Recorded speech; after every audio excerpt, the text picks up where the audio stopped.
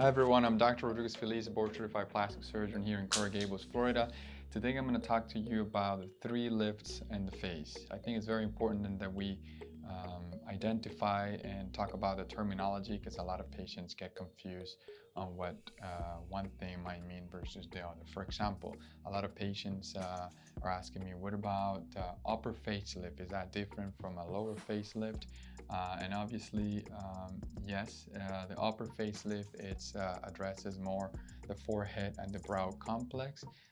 There's a couple ways of doing this. You can do them endoscopically with small incisions behind the scalp and using a camera, which is my preferred method. But also it can be done with an open approach where it's more of an older technique where there's a big incision in the scalp. But the upper facelift actually will help lift the upper part of the face, which means the brows and the forehead. The ideal candidate is someone that has a heavy brow set. These patients have a lot of laxity of the forehead, and a lot of the time when they come to me is because they've had bad experiences with Botox, because the Botox actually relaxes the muscles in the forehead, and this is when they start to notice a lot more of a droopy upper face. Then we have the mid-face lift, which is more of the cheek area when it's lifted.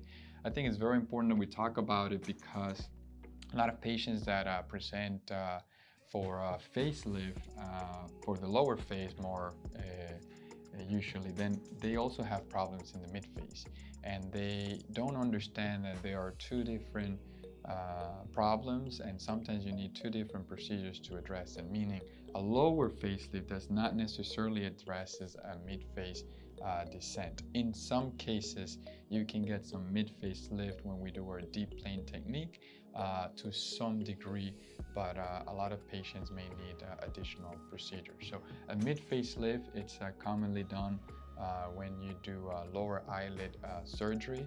The aging of the mid-face, which is essentially the lower lids and the cheek area, happens together. So a lot of patients that have issues with lower lid bags or tear trough, they also have issues with the mid-face, and this is a procedure that can be done with also a minimal invasive approach using a camera and an endoscope. We go through small incisions behind the scalp, and I use a device that is called an endotine, which is inserted to a small incision here, usually a 1 centimeter incision, and it goes down to the cheeks and it helps support and lift the cheeks.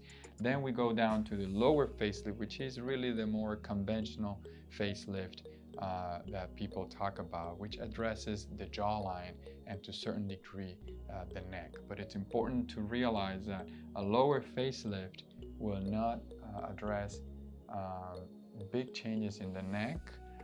Those patients need to have a combination of a face and a neck lift. But the lower facelift or the conventional facelift that people talk about, when they talk about facelift, most of the time they are referring to a lower facelift, which is done to improve the jowls and get a much better jawline, and many times it is done in conjunction with a neck lift to improve the neck area. So these are the 3 lifting procedures for the face.